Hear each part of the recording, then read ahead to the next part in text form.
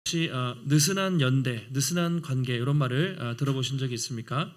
요즘 사람들이 관계를 맺는 방식인데요. 그러니까 친밀하게 깊이 있는 관계보다는 적당히 느슨하게, 관계를 안 맺는 것은 아니지만 느슨하게 관계를 맺는다 해서 요즘 관계의 트렌드를 이제 느슨한 관계다 이렇게 표현을 합니다.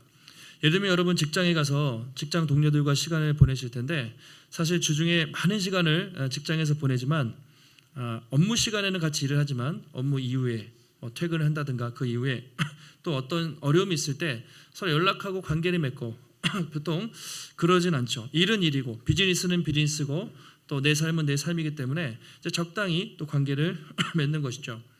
요즘에 이제 맘카페라든가 또는 동호회 같은 게 많은데 맘카페에 가면 이제 아이를 키우는 정보 뭐 이런 것들이 많아요. 그런 정보를 공유하지만 또 동호회에 가서 나의 취미 활동을 공유하지만 거기서 내 고민을 이야기하고 깊이 있는 관계로 나아가지는 않는 것 같습니다. 역시 적당히 느슨하게 관계를 맺는 것이죠. 우리 청소년들, 청년들 인스타 많이 하죠? 인스타를 하루 종일 얘네들은 카톡을 안 하고 인스타로 막 이렇게 한단 말이에요. 그러면 친구가 수백 명, 뭐 수천 명이 될 수도 있겠죠?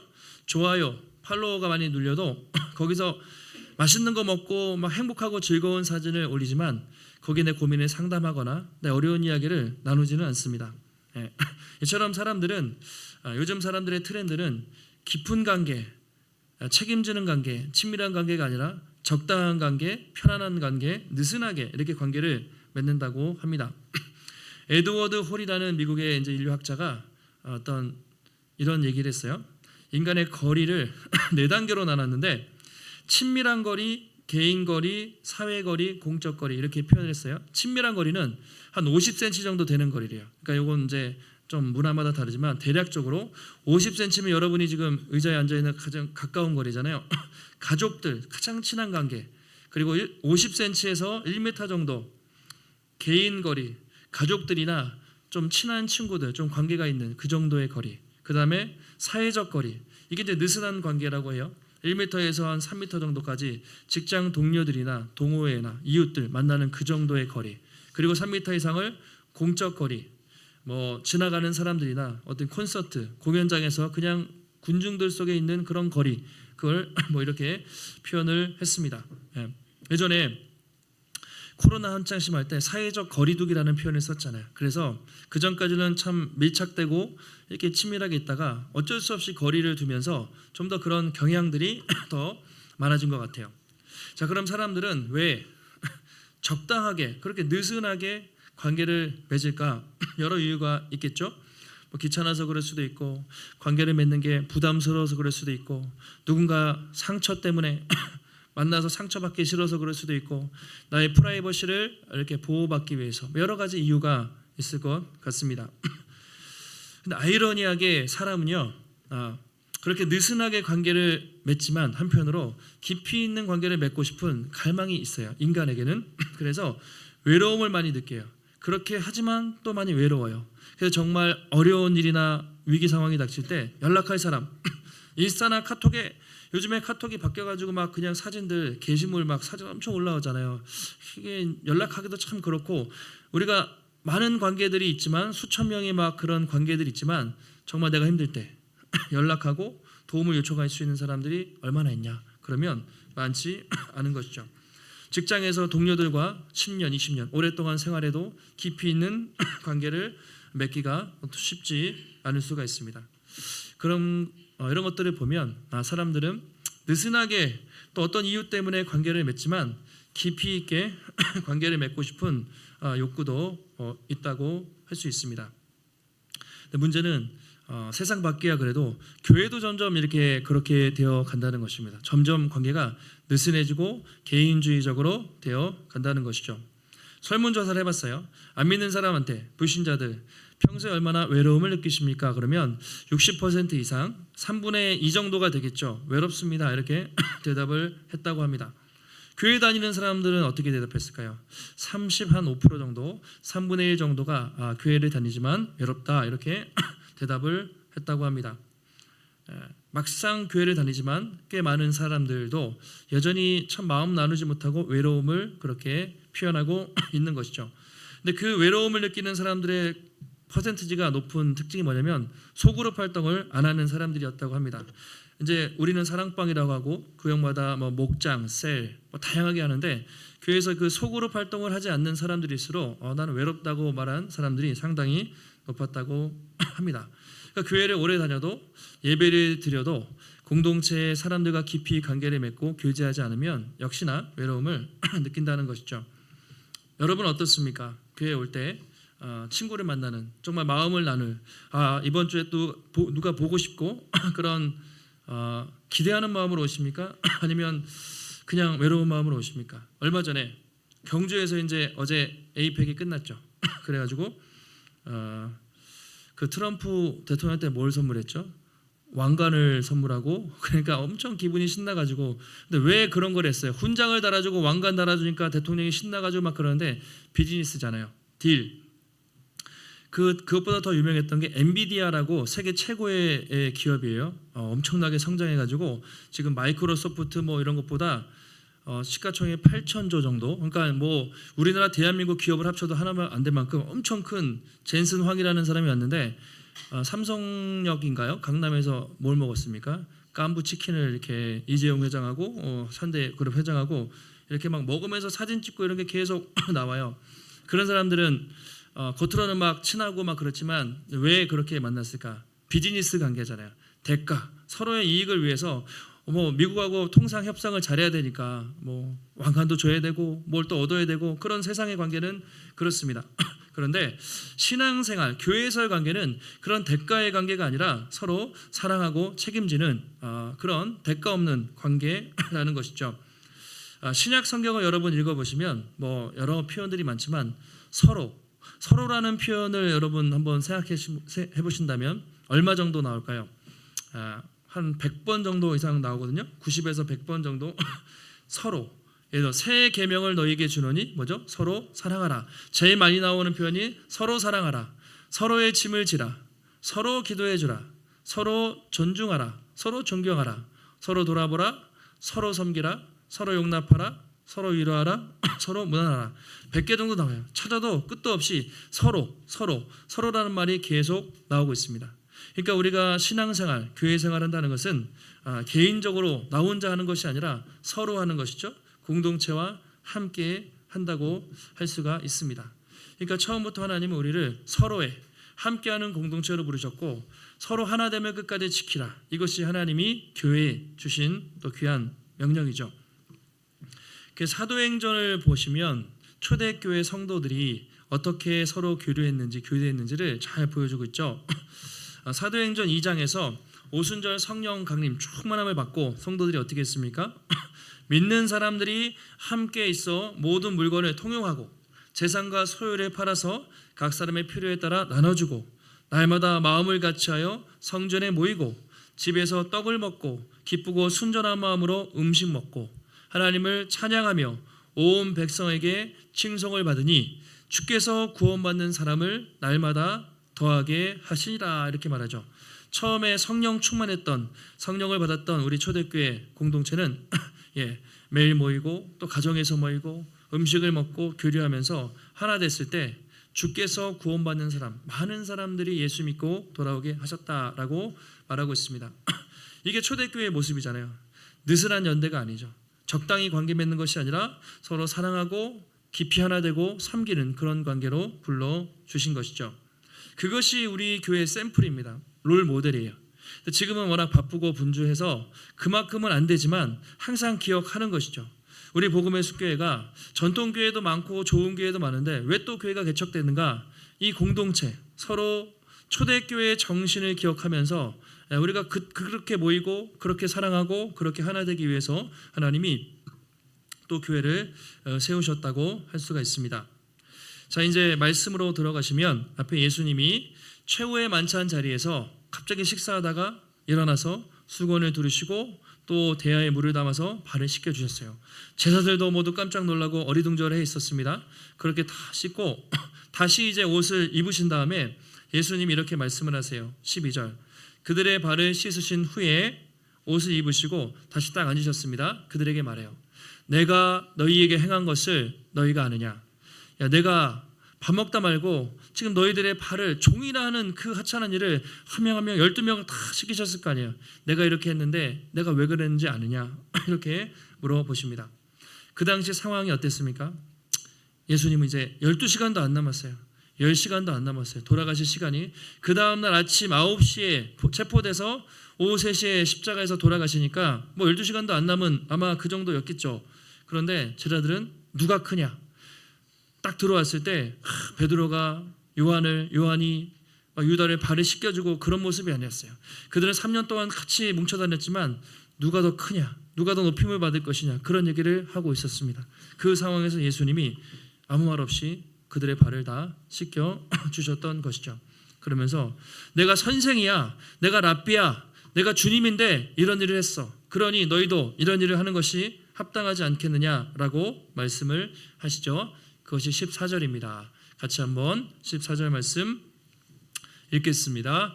내가 주와 또는 선생이 되어 너희 발을 씻었으니 너희도 서로 발을 씻어주는 것이 옳으니라. 아멘. 내가 주님이야. 너희 날 선생이라고 하지.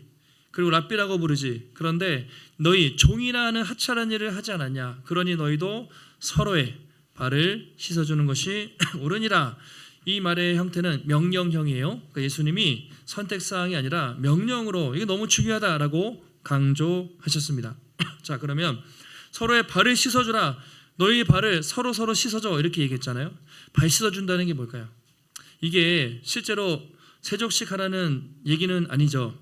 예, 뭐 그런 것도 의미가 있겠지만 정말 너희 서로 더러운 발 씻어줘 그러면 바로 제자들이 서로 막 대야에다 물 담아서 하면 됐겠죠. 아니면 성찬식처럼 그 성례로 제정을 해가지고 앞으로 예배드릴 때마다 계속 그렇게 세족식을 해. 예, 그럴 수도 있었겠지만 그런 의미는 아닌 것 같아요. 상징적인 의미가 있는 거예요. 발을 씻겨준다. 다른 사람의 발을 씻겨준다는 것이 무슨 말일까? 앞에 예수님이 베드로의 발을 이렇게 씻겨주려고 할 때 베드로가 뭐라고 했죠? 절대로 내 발은 씻길 수 없습니다. 그 베드로가 왜 그랬다고 그랬어요? 겸손해서 그런 것이 아니라 교만했다고 그랬죠. 저는 주님이 발을 씻길 만큼 더러운 사람이 아니에요. 이런 의미였던 거예요. 그러니까 발을 씻겨준다는 것은 죄를 씻어주는 것입니다. 그렇죠? 그것을 십자가에서 그들을 씻어줄 것을 이제 상징적으로 예수님이 세족식을 통해 보여주신 거죠. 그래서 또 이미 목욕했잖아. 목욕한 사람은 씻을 필요가 없어. 발만 씻으면 돼. 이렇게 얘기하셨어요. 목욕했다는 것은 예수를 믿을 때 우리가 믿는 그 순간 예수님의 보혈로 한순간에 깨끗하게 되었다. 죄사함을 받았다. 그걸 칭의, 의롭다 하심을 받았다. 그런 의미예요. 그런데 매일매일 발은 닦아야 돼요. 왜냐하면 예수 믿은 후에도 여전히 더러운 세상에 살면서 죄 가운데 거하기 때문에 매일 발을 씻고 회개해야 돼요. 이거를 성화, 즉 거룩한 삶이라고 말씀을 드렸습니다. 그러면 오늘 예수님이 서로의 발을 씻어주라. 우리는 서로의 죄를 서로의 죄를 우리가 사할 수는 없죠. 그건 예수님만 할 수 있지만 서로의 허물과 서로의 죄를 덮어주라는 거예요. 상대방이 잘못했을 때, 상대방의 죄를 볼 때 그 사람의 죄를 덮어주고 용서해주고 용납하라. 그런 의미로 말씀을 하신 거죠. 내가 너희 죄를 용서한 것처럼 너희도 서로의 죄를 보거든 정죄하지 말고 비난하지 말고 용서하고 용납하고 덮어주라. 주님이 그런 말씀을 하신 거죠. 참 얼마나 부담스러워요. 내 죄도 참 감당하기 힘든데 다른 사람의 죄를 보거든 덮어주고 용납하라. 주님이 그렇게 말씀을 하셨습니다. 근데 순서가 중요해요. 그냥 그렇게 말씀하신 것이 아니라 내가 너희 발을 씻겨준 것처럼 너희도 서로의 발을 씻어주라. 그렇게 말씀을 하셨어요. 순서를 바꾸면 너희들이 착하게 살면 너희들이 서로 용서하고 너희들이 발을 씻어주면 내가 너희 발을 씻어줄게. 이게 아니잖아요. 너희는 원래 참 더러운 자들이야. 너희는 발을 씻길 만한 자격도 없는 자들인데 내가 하나님의 아들로서 값없이 은혜로 너희 발을 씻어주지 않았니? 그러니 너희도 서로의 발을 씻어주고 용서하고 용납하라. 그렇게 말씀을 하고 계신 것이죠. 이것은요, 예수님께 씻김을 받은 사람만이, 그 확신이 있는 사람만이 다른 사람을 씻어줄 수 있다는 것이죠. 다시 말하면 우리의 힘과 의지로는 다른 사람의 발을 못 씻어요. 얼마나 자존심 상해요. 무릎 꿇고 다른 사람을 섬기고 한다는 것이 우리의 힘으로는 할 수 없어요. 예수님의 사랑과 용서, 발 씻음을 경험한 사람만이 비로소 다른 사람 앞에 무릎 꿇고 섬길 수가 있다는 것이죠. 그래서 주기도문에서 우리가 하는 고백이 무엇입니까? 우리가 우리의 죄를 사하여 준 것 같이 우리 죄를 사하여 주시옵고, 그 항상 고백하죠. 우리가 우리의 죄를, 우리가 서로의 죄를 용서해 준 것처럼 우리 죄를 용서해 달라고 우리 늘 그렇게 고백은 하지만, 실제로 우리가 값없이 용서받은 자들로서 얼마나 다른 사람들을 그렇게 용서하고 용납하고 살아가는가 한번 돌아볼 필요가 있는 것 같습니다. 베드로가 예수님한테 용서에 대해서 이렇게 했잖아요. 예수님, 형제를 몇 번이나 용서하면 됩니까? 7번 정도면. 베드로가 상당히 7번이면 많은 표현이에요. 7번 정도 용서하면 괜찮습니까? 그러니까 아니, 70번씩 7번이라도 용서해야 돼 라고 하시면서 1만 달란트 빚진 종의 비유를 예수님이 마태복음 13장에서 18장에서 말씀을 하시죠. 한 임금이 있었습니다. 어떤 사람이 있었는데 1만 달란트, 한 100억 정도 된다고 쳐요. 예를 들면 엄청나게 많은 빚인데 제가 돈이 없습니다. 빚을 탕감해 주십시오. 네, 왕이 놀랍게도 공짜로 은혜로 그 빚을 탕감해 줬죠. 친구가 있었습니다. 100데나리온, 100만 원 정도 되다고 치죠. 그런데 그 작은 돈 못 갚았다고 그 친구를 감옥에 쳐넣은 거예요. 그러니까 그 왕이 그 얘기를 듣고 뭐라고 합니까? 내가 너를 불쌍히 여겨서 1만 달란트 수백억을 탕감해 줬는데 너는 어떻게 그 형제의 작은 빚을 탕감해 주지 않고 불쌍히 여기지 않느냐. 감옥에 쳐넣는 이야기가 나오고 있습니다. 그러니까 이 비유의 핵심은 무엇입니까? 우리가 하나님께 얼마나 큰 죄를 용서받았는가, 얼마나 큰 빚을 탕감받았는가, 그것을 기억하고 사는 것이 중요하다는 것이죠. 내가 정말 하나님 앞에 이 갚을 수 없는 정말 수많은 죄, 이 영원히 갚을 수 없는 죄 용서를 받았다는 확신이 있다면 어떻게 다른 사람의 티끌, 그렇죠? 작은 그 죄를 용서하지 못한단 말인가? 그것을 성경은 말하고 있습니다. 이렇게 복음을 제대로 경험한 사람은 다른 사람을 용서할 힘이 있어요. 이 복음을 제대로 경험하지 못한 사람은 다른 사람을 사랑할 수가 없습니다. 성경을 보면서 저도 이 요한복음에서 서로 사랑하라, 얼마나 쉬운 말이에요. 근데 이 말씀만큼 참 평생 순종하기, 실천하기 어려운, 그리고 용서하는 것이 얼마나 참 힘든가 그런 생각을 할 때가 종종 있습니다. 교회 다니면서 교회에서도 적당히 예배만 드리면 되지, 왜 그렇게 사람들을 만나야 되지, 또 사람들을 섬겨야 되지, 또 사람들을 용서해야 되지, 그런 생각이 만약에 드는 분이 있다면 우리가 아직 정말 예수님이 나의 큰 죄를 탕감해 주셨다는 그 은혜가 나에게 있는가, 그 십자가의 사랑을 온전히 내가 경험했는가, 그 생각을 할 필요가 있는 것 같아요. 예수님은 먼저 너희들의 발을 씻으라 하시기 전에 먼저 우리의 더러운 발을 씻어 주신 거죠. 예수님 우리에게 서로 섬겨야 돼, 무릎 꿇어야 돼 라고 말하기 전에 그분이 먼저 우리를 위해서 무릎을 꿇고 또 섬겨 주신 것이죠. 그래서 주님은 말씀하신 거예요. 내가 너희를 위해서 값없이 너희를 씻었으니 너희도 그렇게 서로 발을 씻으라, 서로의 죄를 용서하라. 15절, 내가 너희에게 행한 것 같이 너희도 행하게 하려 본을 보였어. 너희가 오죽하면 내가 이렇게 했겠니? 그런데 정말 너희도 그렇게 하기 위해서 내가 본을 보였다라고 주님이 말씀을 하십니다. 어쩌면 주님은 오늘 우리에게 내가 너희를 씻었으니 너희 남편, 우리의 아내, 우리의 부모님, 우리 자녀들, 교회에서 지체들 자존심 세우지 말고 먼저 무릎 꿇고 발을 씻어주지 않겠니? 라고 말씀하고 계신지도 모릅니다. 지금 우리의 모습은 어떻습니까? 가정 안에서 가족들에게 내가 어떻게 대하고 있는가? 먼저 무릎 꿇고 있는가? 또 교회에서 성도들 먼저 무릎 꿇고 섬기고 있는가? 혹시 여전히 자기 중심적으로 또는 적당히 거리를 유지하면서 내가 손해보지 않을 만큼, 그렇죠? 적당하게 느슨하게 신앙생활을 하고 있지 않은가? 혹시 가족 교회에서 용납되지 않는, 용서되지 않는 사람이 혹시 있는가? 아니면 다른 사람이 먼저 챙겨주기를, 섬겨주기를 바라면서 늘 기다리고 있지 않은가? 그것을 생각해 보시면 좋겠어요. 참 어려운 일이에요. 왜 그런가? 결국은 죄 때문이겠죠. 여러 가지 죄의 모습이 있는 것 같아요. 교만함. 어떤 사람들은 되게 독립적이에요. 나는 혼자서도 잘 살 수 있는데 뭐 내가 다른 사람 도움은 필요 없어. 개인주의적인 그런 교만함이 있는 사람도 있습니다. 어떤 사람들은 두려움이 있어요. 어릴 때 상처가 많았어요. 가정에서 또는 뭐 주변에 상처가 많아가지고 교회에서 이렇게 하다가 또 상처받지 않을까? 그런 마음의 문을 탁 닫고 사는 그런 두려움에 빠져 있는 사람도 있습니다. 어떤 사람은 이기적인 거죠.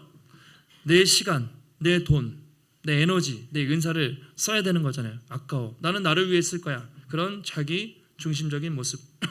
또 완벽주의, 약점을 보이기 싫어요. 나는 연약한 거 별로 보이기 싫고 완벽한 모습을 보이고 싶어 라는 위선과 또 그런 완벽주의, 이런 모습들이 우리가 다른 사람들과 관계를 맺기에 힘들게 하는 것 같아요. 지금 나의 모습은 어떤가? 근데 여러분, 이런 교만이, 이런 상처가, 또는 이런 이기심이, 또 이런 완벽주의가 있으면 결코 다른 사람을 사랑할 수가 없습니다. 그게 깨져야만, 그러니까 예수님의 사랑을 경험한 사람들은 이게 깨진 거죠. 이게 깨진 사람들만이 비로소 누군가를 향해 무릎 꿇고 사랑할 수가 있는 것이죠. 교회 역사를 보면, 우리나라 한국교회 역사만 잠깐 한번 살펴보면 선교사님들이 와서 복음 전하고 교회가 되기까지 너무 힘든 과정이 많았어요. 우리나라는 유교적인 문화였잖아요. 양반과 그다음에 노비가 신분제가 철저히 있고 남녀 차별도 많았고, 그래서 처음에 선교사님들이 복음을 전했는데 예수를 믿었어요. 그런데 왔는데 어떻게 해요? 양반이 나는 저 종놈과 예배를 못 드리겠다, 이렇게 된 거죠. 그리고 남자들이 나는 저 여자들과 예배를 못 드리겠다. 그래서 처음에 예배당이 어떻게 됐습니까? 기역자로 만들었다고 드렸죠. 이렇게 남자들은 이렇게 쫙 예배를 드려요. 여자들은 이렇게 예배당이 있는 거예요. 그래서 같이 얼굴을 안 봐요. 강대상은 이렇게 옆에 목사님 보는 거고 서로 얼굴을 마주 보지 않고 그렇게 해서 처음에 예배를 드렸어요. 그러다가 선교사님들이 계속 복음을 전한 거예요. 복음에는 남녀 차별이 없다, 신분의 차별이 없다, 직업의 차별이 없고 빈부귀천의 차별이 없다 하면서 이게 갈라진 거예요. 만약에 100년 전 그대로였으면 지금도 여자분들, 남자분들 다 따로따로 우리는 예배를 드릴 수밖에 없어요. 복음이 다 그런 것들을 다 부수게 된 것이죠. 얼마 전에 전라북도 김제에 가면 금산교회라는 교회가 있는데 120주년 예배를 얼마 전에 드렸대요. 이제 신문 기사에 보니까 그 교회의 아름다운 일화가 소개가 되고 있습니다. 전북 김제 금산에 가면 금산에 1900년대 초니까 일제시대 전이겠네요. 선교사님들이 와서 복음을 전하는데 거기에 부잣집 청년 조덕삼이라는 청년이 있었습니다. 근데 그 집 종이 있었는데 이자익이라는 종이 있었어요. 한 명은 양반이고 한 명은 그 집 머슴이었습니다.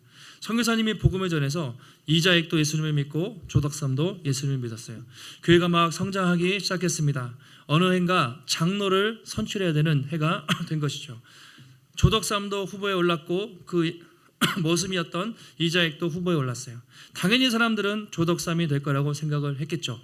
왜냐하면 그 사람은 전북 김제 최고의 갑부였대요. 최고의 부자로 소문났고 예배당도 그 사람이 뭐 짓고 헌금도 다 하는 거예요. 그러니까 누가 봐도 당연히 조덕삼이 장로님이 될 것이라고 생각을 했던 거죠. 투표를 했습니다. 결과가 놀랍게도 이자익, 이 사람이, 이 노비 출신 이 사람이 장로님이 된 것이죠. 아마 교회 성도들도 놀라고 자기들도 다 놀랐을 것 같아요. 그때 조덕삼 이 분이 만약에 내가 자존심 상해, 내가 이 교회에서 헌신한 게 얼만데 교회를 떠나야겠어 라고 충분히 생각할 수도 있겠지만 그분이 이렇게 이야기를 했다고 전해집니다. 우리 금산교회 성도님들이 참 훌륭한 일을 하셨습니다. 이 이자익은 나보다 믿음이 훨씬 좋습니다. 내가 앞으로 이분을 장로님으로 섬기고 교회를 열심히 섬기겠습니다. 그렇게 고백을 했다고 합니다. 그리고 실제로 열심히 이제 이자익 장로님을 도운 거예요. 몇 년 뒤에 장로 선출했는데 조덕삼 이분도 이제 장로님이 되신 거죠.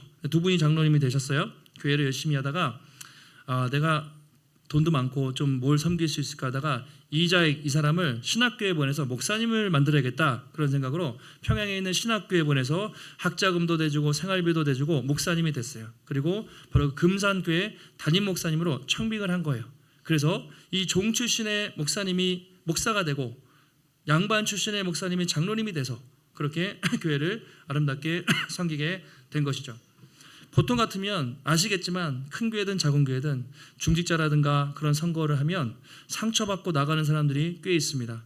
내가 이 정도를 교회에서 했는데 나의 공로를 인정받지 못했어. 상처받기도 하고 어려운 경우도 많아요. 그런데 이 조덕삼 이분은 자기가 양반이고 신분적으로도 물질적으로 다 가졌는데 기꺼이 섬기신 거죠. 나중에 이자행 목사님이 그 책에 이렇게 고백을 했다고 합니다. 조덕삼 장로님은 나에게 상전 양반이었지만 그리스도 안에서 나에게 가장 큰 형님이고 동역자고 섬김의 본을 보여주신 분이셨습니다. 그렇게 자서전에서 고백을 했다고 합니다. 지금도 그 교회가 이제 있는 거예요. 120년 전통의 그 믿음의 선배들이 그 초창기에 그렇게 서로 섬기고 희생하며 살았던 교회가 120년 동안 지금도 존재하고 있는 것이죠. 참 요즘처럼 어떻게 보면 자기를 포장하거나 자기를 드러내고 싶은 심지어 교회 안에서도 그런 일들이 종종 있습니다. 그런 세상에서 신분과 나이를 초월해서 정말 섬기는 아름다운 모습을 우리가 보게 됩니다. 이것이 복음의 능력인 것이죠. 그리고 이것이 하나님이 원하는 교회의 모습이 아닐까 생각을 합니다. 그러니까 복음은 신분, 성별, 스펙, 직업 다 상관이 없는 거예요. 여러분들이 어떤 상황이든지 다 상관이 없고 몇 년 교회를 다니셨는지 또 뭐 몇 대를 믿으셨는지 상관이 없고 지금 이 순간 우리가 서로 얼마나 사랑하고 섬기는가 주님은 그것을 바라보고 계신다는 것이죠. 그의 바울이 에베소 성도들에게 편지를 쓰면서 바울 시대에는 다 유대인과 헬라인, 이방인들이 늘 싸웠던 거잖아요. 유대인은 그냥 하나님 택한 자들이고 이방인들은 다 그냥 지옥의 땔감처럼 생각을 했단 말이죠. 상종을 안 하다가 그들이 예수를 믿고 한 교회에 오게 됐어요. 그런데 여전히 교회 안에서도 그런 알력과 또 자존심 싸움이 있었던 것 같아요. 그때 바울이 에베소서 2장에서 이렇게 말합니다. 이제는 전에 멀리 있던 너희가 그리스도 피로 서로 가까워졌다. 예전에는 이방인, 유대인, 로마 사람, 그리스 사람 맨날 치고받고 싸웠지만 이제는 예수 그리스도 안에서 하나가 되었다. 그는 우리의 화평이신지라 둘로 하나를 만드사 원수된 것 곧 중간에 막힌 담을 허시고 십자가로 한 몸을 이루셨다라고 주님이 그렇게 바울이 말하고 있습니다. 그러면서 2장 18절에 그 목적을 이렇게 말해요. 같이 한번 앞에 보시고 한번 읽겠습니다. 이는 그로 말미암아 우리 둘이 한 성령 안에서 아버지께 나아감을 얻게 하려 하심이라. 아멘. 예수님이 왜 십자가에 달려 죽으셨는가? 물론 첫 번째로 우리의 각 사람의 죄를 용서하기 위해서 달려 죽으셨지만 두 번째로 그에 못지않게 중요한 것이 무엇입니까? 우리 안에 있는 원수라고 했어요. 아담과 하와 이후로 선악과 따먹은 다음부터 인간은 원수지간이었거든요. 모든 인간은 서로 원수였는데 십자가에서 죽으심으로 이 원수된 관계를 다 허물어 버리셨어요. 그리스도 안에서 한 몸을 이루게 하셨다. 그래서 주님이 십자가에서 죽으신 것이다 라고 그렇게 말하고 있습니다. 그러니까 예수님이 십자가에서 죽으신 이유, 교회를 위해서 우리가 적당히 그렇게 관계 맺는 느슨한 관계가 아니라 십자가 안에서 서로 책임지고 사랑하고 헌신하는 한 몸 이루기 위해서 십자가에 죽으셨다라고 그렇게 말하고 있습니다. 그러니까 교회에서 사랑하고 섬기는 것, 이것은 선택이 아니라 필수인 거죠. 이것은 교회의 본질이라고 할 수가 있습니다. 오늘 말씀을 정리하면서 한 가지 도전을 드리겠습니다. 우리가 서로 사랑하면서 헌신할 수 있는 가장 좋은 방법은 사랑방 하는 거예요. 사랑방. 속으로 말해서 교제하는 것입니다. 대부분은 사랑방을 다 하고 계세요. 근데 어떤 이유로 또 상황으로 못 하시는 분들도 계실 수가 있는데 여러분 사랑방만큼 우리가 서로 사랑하고 섬기고 또 그렇게 하기 좋은 데가 없어요. 솔직히 말하면 우리가 여러분 다 알 수 없고 다 사랑하기는 힘들어요. 그 5명, 10명 묶어주신 그 그룹 안에서 사랑을 연습하고 사랑을 섬기는 거죠. 사랑방 하면서 때로는 기분이 상하거나 또 뭐 시험 들거나 그럴 수도 있어요. 그런데 그마저도 그 안에서 서로 용서하고 용납하면서 아름답게 신앙이 성장해 나가는 것이죠. 여러분 공동체, 서로 섬기면서 공동체 생활하지 않고는 신앙 성장은 거의 없다고 봐도 마찬가지예요. 무방합니다. 아무리 크고 좋은 교회에서 오랫동안 또 좋은 목사님의 말씀, 화려한 성가대, 오케스트라 그런데 저도 가보면 마치 내가 믿음이 좋은 것 같지만 그렇지 않아요. 정말 그 작은 그룹 안에서 서로 사랑하면서 섬기면서 기도 제목을 나누고 교류하지 않으면 그렇게 신앙이 잘 성장할 수가 없어요. 그래서 제가 새가족들 오시면 항상 말씀드리는 것이 몇 주간 간단하게 새가족 교육을 마치고 저희는 사랑방이 있는데 꼭 가시면 좋겠습니다. 왜냐하면 그곳에서 함께 또 마음을 나누고 기도하면서 신앙이 함께 성장해 나가는 것이죠. 여러분, 하나님은 우리를 나 혼자 부르지 않았어요. 나 혼자 예배드리고 신앙생활하는 존재로 부르지 않으셨고 더불어 섬기며 함께하는 공동체로 불러주셨습니다. 요한복음에 보시면 천국에서 마지막 뭐 한다고 돼 있죠? 예배드리죠. 그런데 이렇게 나 혼자 골방에서 예배드리나요? 그렇지 않아요. 천군 천사와 함께 모든 족속과 백성과 방언과 민족들이 온 세계가 하나 돼서 영원히 주님을 예배해요. 혼자 솔로로 예배하는 경우는 없어요. 그러니까 같이 예배드리는 것이 얼마나 중요한가를 알 수가 있습니다. 실제로 그 요즘에 나오는 많은 교회에 관한 책들 중에 설문 데이터로 보면 성장하는 교회, 건강한 교회의 특징은 무조건 소그룹 하는 교회 1번이에요. 예. 그러니까 소그룹과 이 공동체성이 없으면 이 시대의 교회는 안 된다.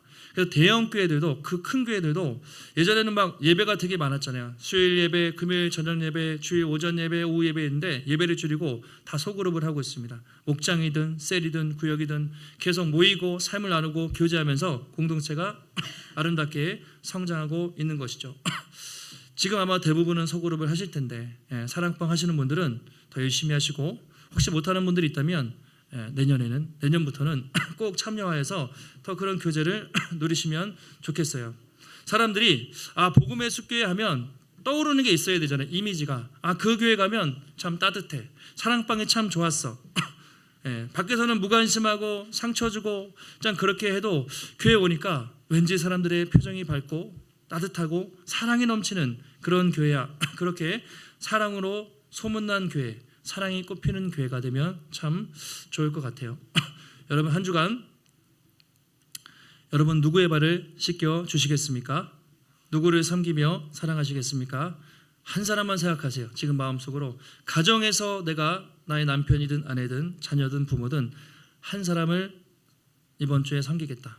교회 안에서도 한 사람을 떠올려 보시기 바라요. 믿음이 약하거나 도움이 필요한 사람 또는 사랑방 식구 중에 이 한 사람을 내가 섬기겠다. 그렇게 우리가 한 사람 사랑으로 섬기며 나아갈 때 하나님이 우리를 기뻐하시고 이 복음의 숲교회가 정말 사랑으로 꽃피는 교회, 사랑으로 소문난 아름다운 교회가 되게 하실 줄 믿습니다. 한 주간 살아가시면서 받은 은혜를 기억하십시오. 1만 달란트, 우리는 갚을 수 없을 만한 사랑을 이미 받았고 주님이 우리의 더러운 발을 이미 씻겨 주셨기에 하나님 내가 이 작은 손과 발로 또 누군가를 작지만 사랑하며 섬기겠습니다. 주님의 그 귀한 사랑을 흘려보내는 축복의 통로로 살아가시는 우리 귀한 성도님들이 되시기를 예수님의 이름으로 축원합니다.